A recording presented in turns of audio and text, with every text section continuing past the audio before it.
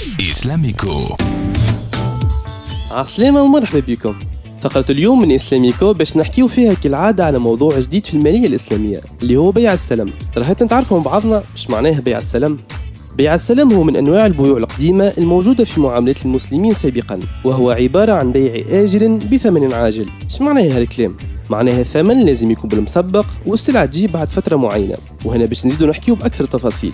أما قبل كل شيء هتنعرفوا علاش توجد عقد السلم وشنية الحكمة من وجود بيع كما هكا. المسلمين قبل كانوا عايشين على الفلاحة والتجارة، وكان مثل هالأنواع من البيوع مستعمل برشا، خاطر بيع السلم ينص على أنه ثمن السلعة لازم يكون بالمسبق.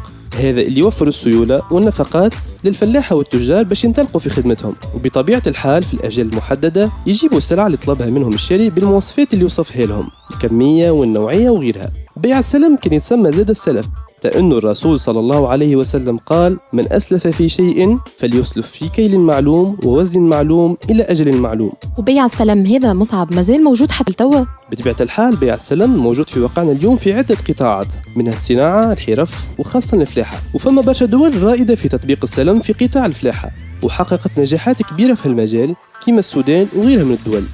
باهي، من شنو رايك ياسمين تفهمنا كيفاش تصير مراحل بيع السلم؟ نبدأ بمثال سهل. تاجر حبوب حاجته ب10 رانط قمح، مشى الفلاح وعطاها الثمن كامل بالمسبق، واتفقوا مثلا انه بعد 6 شهور يلقى 10 رانط قمح حاضرين بالمواصفات اللي طلبها التاجر. هذا يتسمى بيع سلم. لازمنا نعرفوا انه تاجر الحبوب اللي باش يشري يتسمى مسلم، والفلاح اللي باش يبيع يتسمى المسلم إليه، أما 10 رانط قمح يتسمى المسلم فيه.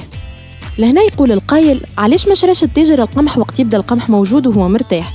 التاجر لهنا كي يشري القمح قبل ما يجي وقت المحصول يشريه بصوم رخيص مقارنة بصومه في موسم القمح، لذا التاجر كي يشري سلعته على بكري ويبيعها وقت المحصول باش يربح أكثر. وبخلاف هذا الفلاح لهنا باش يستنفع ويستغل الفلوس اللي تعتبر راس مال للخدمة متاعه وتعاونه في النفقات، وكيف كيف الفلاح يربح زادة. الطريقة هذه الدورة الاقتصادية تتحرك والنفع يعم على الجميع. وبطبيعة الحال فما شروط في بيع السلم، وما نجموا نقولوا انه البيع هذا صحيح وشرعي الا ما تكون متوفرة فيه الشروط التالية. اولا السلعة لازم تكون من الحاجات المباحة.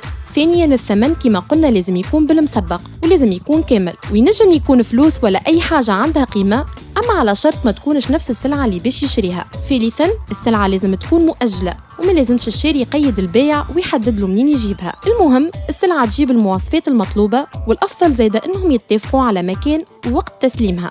السؤال المطروح مصعب: بيع السلم هذا نلقاوه من بين منتجات المصارف الإسلامية وإلا لا؟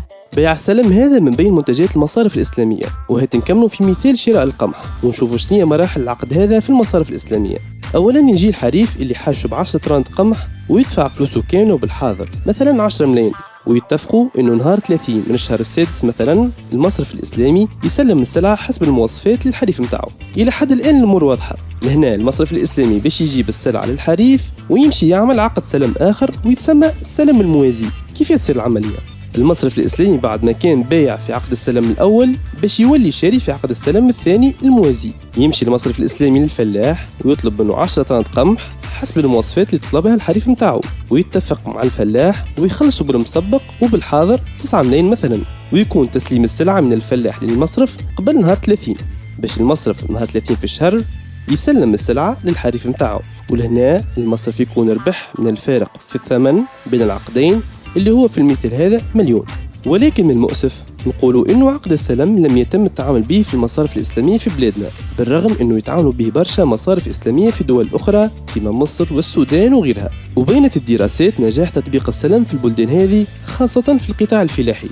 في الختام نتمنى نشوف العقد هذا في مصارفنا الإسلامية لما فيه من إيجابيات تساهم في دعم التنمية الاقتصادية وخاصة قطاع الفلاحة في بلادنا. كانت هذه فقرة اليوم من إسلاميكو، حكينا فيها على عقد السلم. يجدد لقاءنا إن شاء الله في نفس الموعد مع موضوع جديد في المالية الإسلامية. كانت معاكم ياسمين بن ضو ومصعب الرباحي. نهاركم طيب.